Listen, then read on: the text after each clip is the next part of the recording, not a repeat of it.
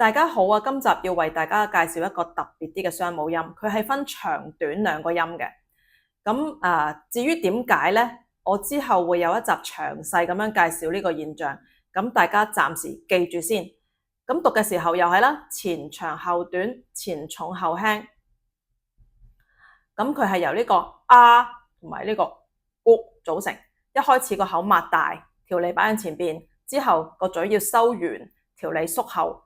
咁讀短嗰個版本嘅時候咧，一開始個嘴相對唔使擘到咁大，長嗰個版本就要擘大啲。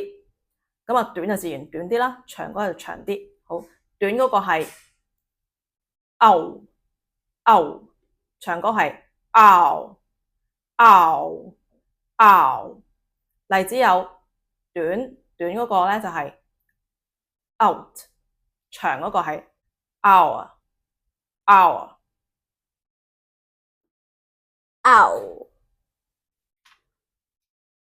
嗷